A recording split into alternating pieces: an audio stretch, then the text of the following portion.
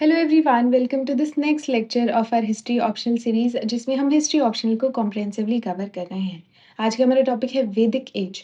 अब एक चीज़ जो हम नई ट्राई करेंगे वो ये होगी कि हम टॉपिक को थोड़ा सेगमेंटेड तरीके से पढ़ने की कोशिश करेंगे और थोड़ा सा कंपैरेटिवली छोटी वीडियोस बनाएंगे। तो आज हम शुरू कर रहे हैं वैदिक एज से। वैदिक एज 1500 से लेके 500 टू 600 BC तक मानी जाती है। इसको हम दो फेज में डिवाइड करते हैं, अर्ली वैदिक एज एंड लेटर वैदिक एज। सबसे पहले अर्ली वैदिक एज के बारे में समझते हैं। ये वैदिक सिविलाइजेशन का फर्स्ट फेज था। इस पीरियड की मैक्सिमम इंफॉर्मेशन जो है हमें ऋग्वेदा से मिलती है, इसीलिए इसको ऋग्वैदिक पीरियड भी कहते हैं, है ना? इस समय आर्यंस का मेन सेटलमेंट जो था वो अफगानिस्तान के कुछ पार्ट्स में था, पंजाब, हरियाणा, वेस्टर्न उत्तर प्रदेश और सरस्वती सिंधु वाला जो रीजन है वो माना जाता है। ठीक है? अब ये लोग जो थे वो मोस्टली पैस्टोरल थे, यानी पशुपालक लोग थे, सेमी नोमैडिक थे और ट्राइबल सोसाइटी वाले लोग थे ये लोग। एग्रीकल्चर होती थी लेकिन सेकेंडरी ऑक्यूपेशन था। पॉलिटिकल यूनिट्स काफ़ी छोटे ट्राइबल किंगडम्स थे और सोसाइटी कंपैरेटिवली सिंपल और एगालिटेरियन थी। ये इंट्रोडक्शन है अर्ली वैदिक एज का। क्या बोला मैंने?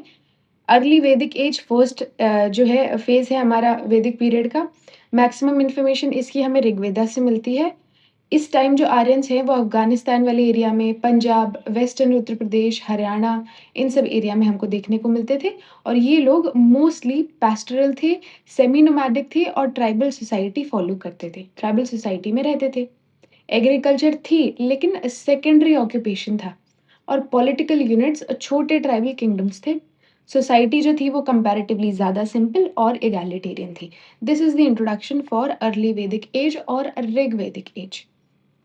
1500 से लेके 1000 तक हमको देखने को मिलता है। ठीक है? अब यूपीएससी के लिए आपका फैक्ट है कि ऋग्वेदा जो है वो ओल्डेस्ट वेदा है। हमारे पास में 4 वेदा होते हैं, उसमें सबसे पुराना ऋग्वेदा है ना? और इंडियन हिस्ट्री का अर्लीस्ट सोर्स माना जाता है। ठीक है?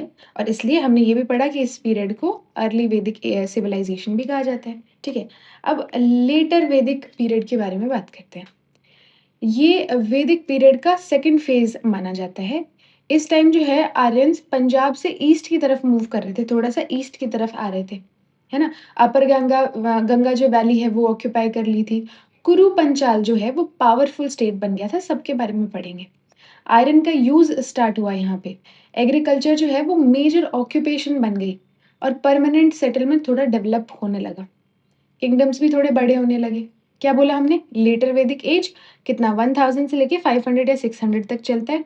इस टाइम पे ईस्ट में मूव करने लगे, गंगा वैली को ऑक्यूपाई कर लिया, आयरन का यूज़ शुरू किया, किंगडम्स बड़े होने लगे, है ना? और एग्रीकल्चर मेजर ऑक्यूपेशन बनने लगी, परमानेंट सेटलमेंट बनने लगी, है ना? ये सब हमने पढ़ा। इसी पीरियड में जो है वर्ना सिस्टम थोड़ा-सा देखने को मिलता है हमको, है ना? किंग्स पावरफुल हुए, सैक्रिफाइसेस बढ़े और ब्राह्मण्स का इन्फ्लुएंस इंक्रीज़ हुआ। जितनी सिंपल और एगालिटेरियन हमको सोसाइटी अर्ली वैदिक में देखने को मिलती थी, उतनी सिंपल और एगालिटेरियन सोसाइटी लेटर वैदिक में नहीं होती, व्हेन वी कंपेयर। ठीक है? ओके, तो क्या देखा हमने? ऋग्वैदिक जो सोसाइटी थी वो कंपैरेटिवली थोड़ी ट्राइबल देखने को मिलती थी। लेटर वैदिक सोसाइटी में थोड़े-थोड़े टेरिटोरियल किंगडम्स हमको देखने को मिलते हैं, ठीक है? और फिर उसके बाद में जब आगे जाते हैं तो हमको महाजनपदास देखने को मिलते हैं, सेकंड अर्बनाइजेशन जिसको बोलते हैं आगे जाके, ठीक है? ओके। अब इसको लेटर ब्रॉन्ज एज के बारे में थोड़ा-सा देखते हैं, है ना?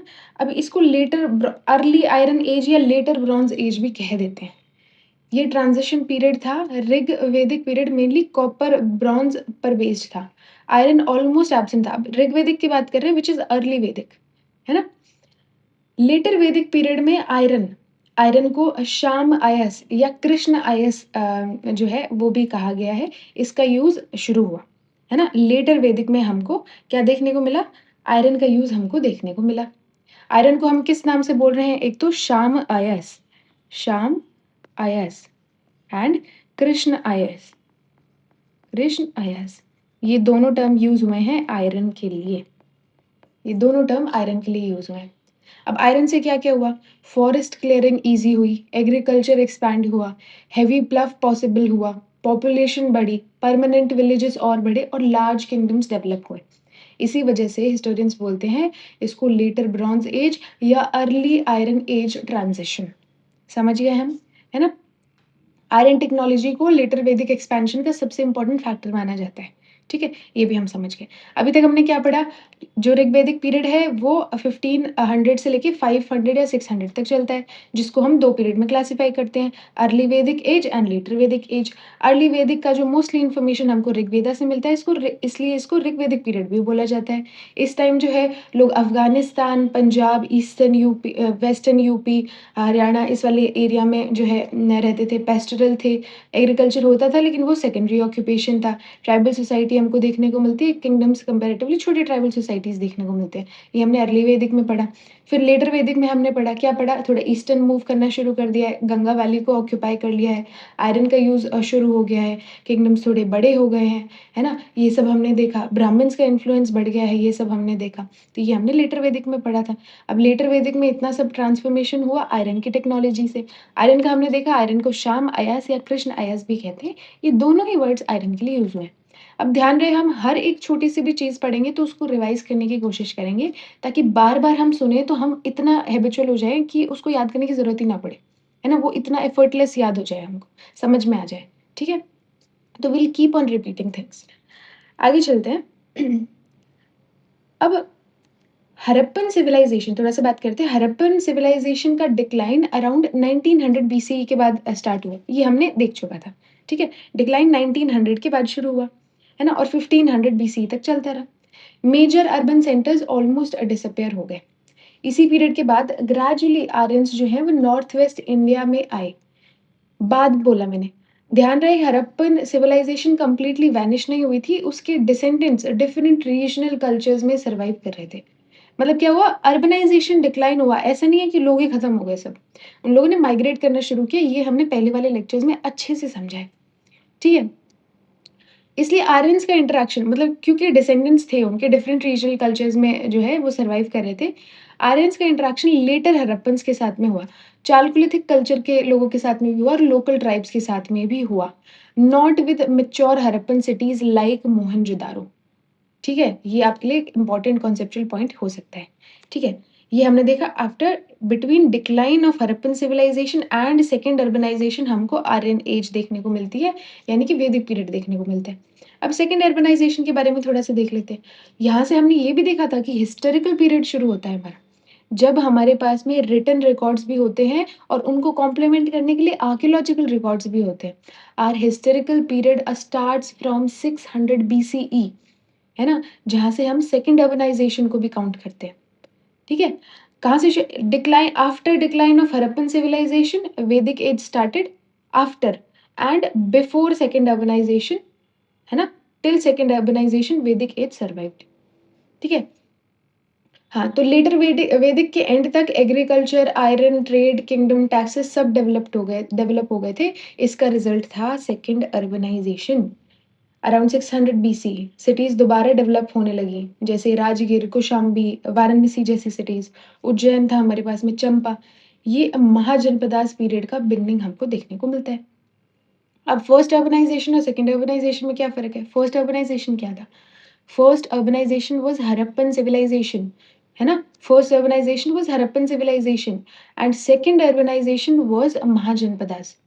ठीक है? ये हमने देखा first urbanisation and then second urbanisation. अब ये जो वैदिक एज है इसको it is named after Vedas.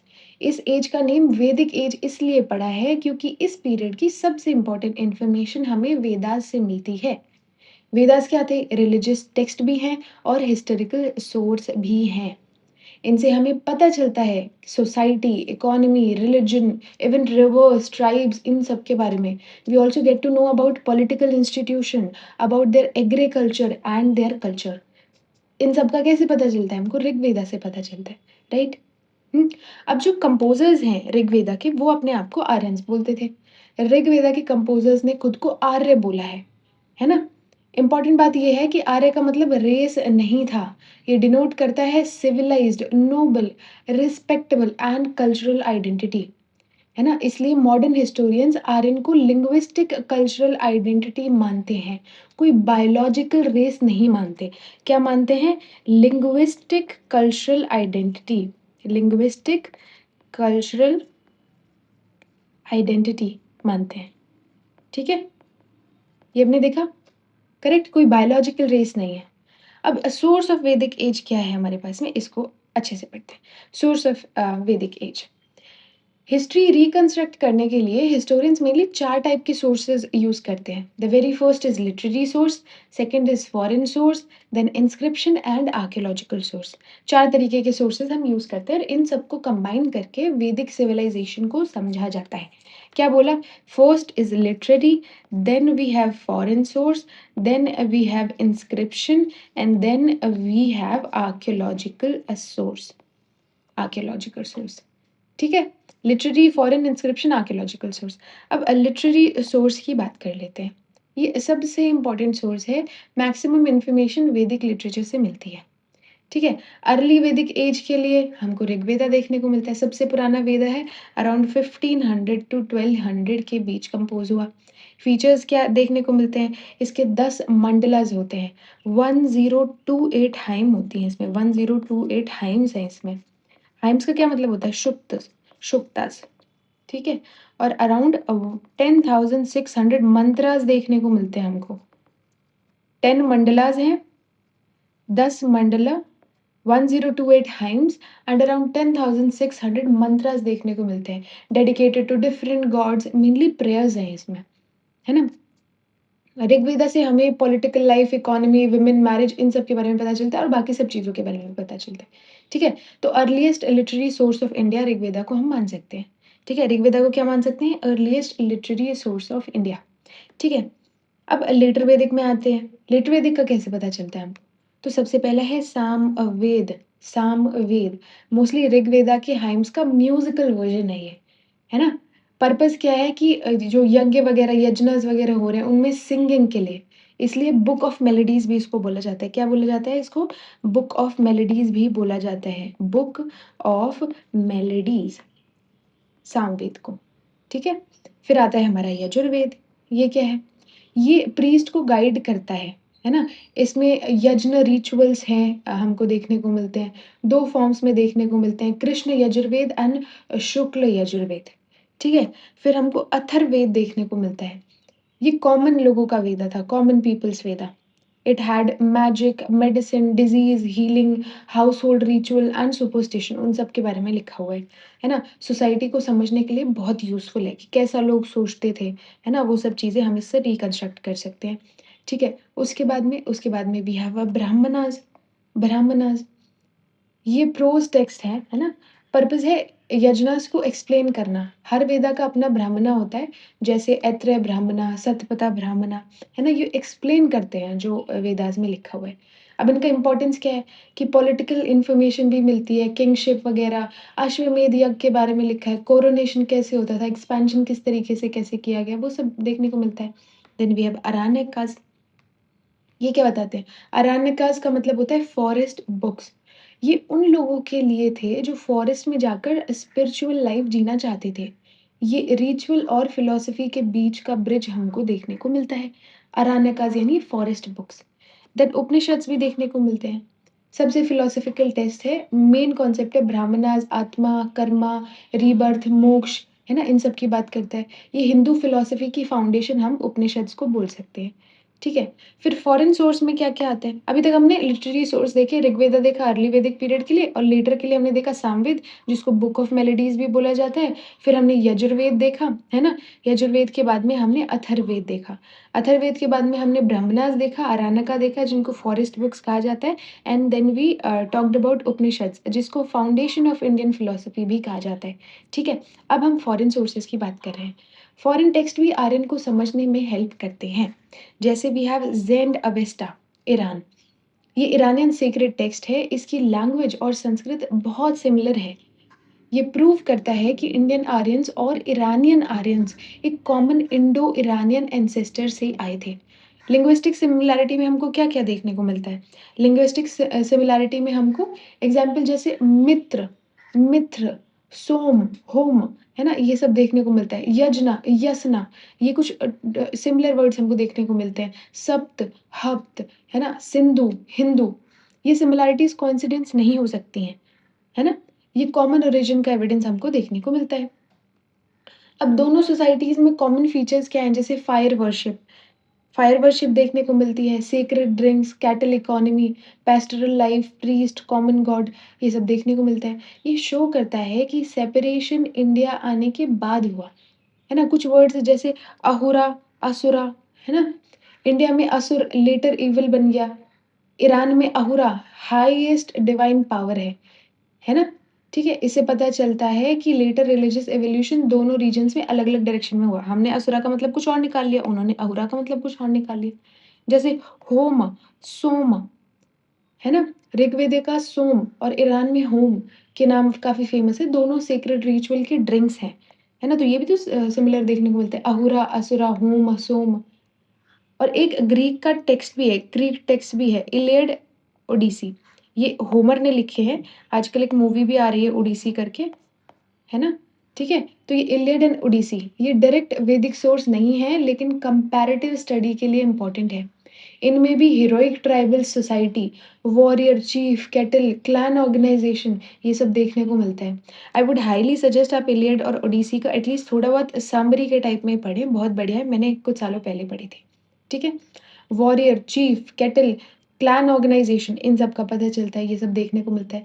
इसलिए हिस्टोरियंस इंडो यूरोपियन कंपैरिजन भी करते हैं। ठीक है? फॉरेन सोर्सेज़ में हमने ज़ेंडाविस्टा पढ़ा और हमने होमर के इलियड और ओडिसी के बारे में भी थोड़ा-सा ब्रीफली बात की। ठीक है? अब तीसरा हमने बात की थी, सबसे पहला लिटरेरी सोर्स, फॉरेन सोर्स, फिर हमने इंस्क्रिप्शन का भी बोला था कि इंस्क्रिप्शन का भी यूज़ करते हैं ये जो हिस्टोरियंस होते हैं। ठीक है? ये वैदिक एज को वेरीफ़ाई करने में बहुत इम्पोर्टेंट है इंस्क्रिप्शंस। ठीक है? We have a Kassite inscription 1600 BCE. Mesopotamian region में हॉर्स रिलेटेड वर्ड्स और इंडो यूरोपियन नेम्स मिलते हैं। इनडायरेक्ट एविडेंस है आर्यंस का, कैसाइट इंस्क्रिप्शन। ठीक है? फिर मितानी इंस्क्रिप्शन 1400 बीसीई। मितानी किंगडम सीरिया रीजन में था और किंग्स के नाम संस्कृत जैसे हैं। हॉर्स ट्रेनिंग मैनुअल में भी संस्कृत न्यूमेरल्स मिलते हैं। एग्ज़ाम्पल एका, तेरा, पंजा, सत्ता, नवा, है ना? ये सब वर्ड्स देखने को मिलते हैं। ये इंडो आर्यन लिंग्विस्टिक इन्फ्लुएंस को प्रूव करते हैं। Then we have Bogas-Koi inscription. Bogas-Koi inscription from Turkey. This is from Mesopotamia, this is Syria region and this is Turkey. UPSC के लिए बहुत इंपॉर्टेंट है ये बोगस-कोई इंस्क्रिप्शन आपका। ठीक है? डेट अराउंड 1400 बीसी हमको देखने को मिलती है। Location Turkey, nature it's treaty based inscription. अब गॉड्स इस ट्रीटी में विटनेस के रूप में इन्वोक किए गए हैं गॉड्स जैसे इंद्र, मित्र, वरुणा, है ना? अश्विन्स ये सब देखने को मिलता है। ये वही गॉड्स हैं जो ऋग्वेदा में भी मिलते हैं, इंद्र, मित्र, वरुण, अश्विन। इसलिए हिस्टोरियन कंक्लूड करते हैं कि इंडो आर्यन ग्रुप इंडिया आने से पहले वेस्ट एशिया में भी प्रेजेंट थे। ठीक है? ये सब हमको देखने को मिलता है। ठीक है? अग्नि एब्सेंट थी यहाँ पे, है ना? ये जो टेक्स्ट है इसमें अग्नि का वर्ड नहीं देखने को मिलता है। इंटरेस्टिंग ऑब्जर्वेशन है, इस ट्रीटी में अग्नि का नाम नहीं है। हिस्टोरियंस के अकॉर्डिंग ये आर्यंस का अर्ली फेज रिप्रेजेंट करता है। ऋग्वेदा के भारतास लेटर अग्नि वर्शिप को प्रोमिनेंट बना देते हैं, है ना? ये स्टेज्ड माइग्रेशन थ्योरी को सपोर्ट करता है। मतलब इंडिया में तो अग्नि चलो ठीक है, बहुत देखने को मिलती है, हम तो अग्नि को बड़ा पूजते थे। लेकिन इस वाले बोगस कोई इंस्क्रिप्शन में हमको अग्नि का मेंशन नहीं मिलता है। ठीक है? हमने 3 देख ली, हमने फॉरेन देख लिया, हमने लिटरेरी एविडेंस देख लिया, हमने इंस्क्रिप्शन देख ली, now will move forward with archaeological evidences. ठीक है? अब आर्कियोलॉजिकल एविडेंसेस जो हैं वो लिटरेरी एविडेंस को सपोर्ट करते हैं। सबसे पहला एंड्रोनोवो कल्चर 2000 से 11550 बीसीई तक हमको देखने को मिलता है। सेंट्रल एशिया की ब्रॉन्ज एज कल्चर है ये। सेंट्रल एशिया की ब्रॉन्ज एज कल्चर है, ठीक है? बहुत सारे हिस्टोरियंस इसे प्रोटो इंडो ईरानियन कल्चर से रिलेट करते हैं। Horse chariot, pastoral economy in सब का एविडेंस हमको देखने को मिलता है, ठीक है? आगे painted grey ware, painted grey ware approx 1200 से 600 बीसी तक देखने को मिलता है and it is largely associated with later वैदिक culture, specially Kuru Panchal region में ग्रे पॉटरी देखने को मिलती है हमको। ब्लैक पेंटेड डिजाइन्स देखने को मिलते हैं, है ना? ये पेंटेड ग्रे वेयर पॉटरी भी हमको देखने को मिलती है, ठीक है? आगे बढ़ते हैं। ऑक्रे कलर्ड पॉटरी ये क्या है? अप्रॉक्स 2000 से 1500 ईयर्स तक found in western Uttar Pradesh, Haryana, Rajasthan. Late Harappa transition को शो करता है, ठीक है? अब एग्ज़िबिशन के टाइम पे क्या मिला है? एग्ज़िबिशन के टाइम हमें क्या मिला है? एग्ज़िबिशन मिला है पंजाब, राजस्थान, हरियाणा, वेस्टर्न उत्तर प्रदेश वाले एरिया में, ये वैदिक सेटलमेंट को सपोर्ट करता है। इस वाले एरिया में हमको जो है एग्ज़िबिशन्स मिले हैं। We also have a Swat valley cultivated field. Agriculture का आर्कियोलॉजिकल प्रूफ है। इसमें बताता है कि कल्टीवेशन एग्ज़िस्ट करता था। ऋग्वेदिक एग्रीकल्चर सिर्फ लिटरेरी इमेजिनेशन नहीं है, they actually used to practise it. ठीक है? तो ये 1100 बीसी आस-पास तक हमको मिलता है। सेटलमेंट के एविडेंस मिलते हैं। एग्ज़िबिशन में villages, mud houses, animal bones, pottery, agriculture ये सब वैदिक लाइफ़स्टाइल को कन्फर्म करते हैं, जो हमें मिला है। अभी तक हमने क्या पढ़ा? अभी तक हमने पढ़ा कि वैदिक एज फ्रॉम 1500 टू 500 और 600 तक चलती है। इसको हम 2 पार्ट्स में डिवाइड करते हैं, अर्ली वैदिक एज एंड लेटर वैदिक एज। अर्ली वैदिक एज का मोस्टली इन्फॉर्मेशन हमको ऋग्वेदा से मिलता है, इसलिए हम उसको ऋग्वेदिक एज भी बोलते हैं। इस टाइम पे जो लोग थे वो पैस्टोरल थे, ट्राइबल सोसाइटी थी, है ना? ये सब देखने को मिलता है और किंगडम्स कंपैरेटिवली छोटे देखने को मिलते थे, ठीक है? और हमने क्या देखा लेटर वैदिक एज में हमने देखा आयरन का यूज़ स्टार्ट होता है, किंगडम्स बड़े होने लगते हैं, है ना? और जो सोसाइटी अर्ली वैदिक एज में इतनी सिंपल और एगालिटेरियन थी वो नहीं रहती है यहाँ पे लेटर वैदिक एज में। अब हिस्टोरियन जो है हिस्ट्री को कंस्ट्रक्ट करने के लिए 4 मेजर एविडेंस का यूज़ करते हैं मतलब ये वैदिक एज में जो है 4 मेजरली चीज़ों का यूज़ किया है। The very first is literary evidence जिसमें अर्ली वैदिक का हमको ऋग्वेदा से मिलता है एंड लेटर वैदिक के लिए हमको सामवेद, यजुर्वेद, अथर्ववेद, ब्राह्मणास, आरण्यकास, उपनिषद इन सब से एविडेंस मिलता है। अगर हम फॉरेन एविडेंस की बात करें तो वी हैव ज़ेंड-अवेस्टा, है ना? ज़ेंड-अवेस्टा इरानियन सीक्रेट टेक्स्ट है, उसमें हमको कुछ सिमिलर वर्ड्स देखने को मिले हैं। वी ऑल्सो हैव होमर की इलियड एंड ओडिसी, है ना? इन सब में भी कंपैरेटिवली ट्राइबल सोसाइटी, वॉरियर्स और क्लैन्स इन सब के बारे में नॉलेज देखने को मिलती है, तो यहाँ पे यूरोपियन कंपैरिज़न भी देखने को मिलता है, ठीक है? ये हो गया फॉरेन हमारा वो, है ना? उसके बाद में इंस्क्रिप्शन पे भी हम आते हैं। इंस्क्रिप्शन में हमको क्या मिलता है? इंस्क्रिप्शन में we have Mitanni inscription, we have a Kassite inscription. Kassite inscription Mesopotamia वाले रीजन में और मितानी इंस्क्रिप्शन हमारा सीरिया वाले रीजन में। We also have Boghazkoi inscription which is from which area? You will pin down in the comment section. Boghazkoi inscription कौन से area से हमको मिलता है, ठीक है? फिर उसके बाद में हम क्या देखते हैं? उसके बाद में हम आर्कियोलॉजिकल एविडेंसेस के बारे में भी बात करते हैं। आर्कियोलॉजिकल एविडेंस में वी हैव एंड्रोनोवो कल्चर, है ना? जिसमें सिमिलैरिटीज़ देखने को मिलती हैं। We also see painted greyware culture और पॉटरी, है ना? ये मेजरली लेटर वैदिक पीरियड से एसोसिएटेड है। We also find ochre colour pottery in western India, है ना? इसका एविडेंस भी मिलता है। We have Swat valley cultivated field and we also get the settlement evidence which complement our literary evidence to reconstruct the history, ठीक है? ये हमने पढ़ा अभी तक।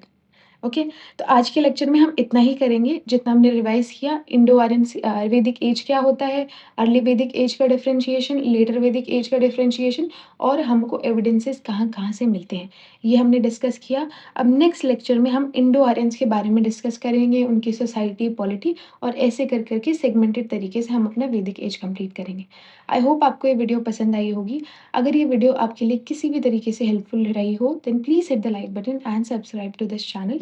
And yeah, thank you for watching. Keep learning.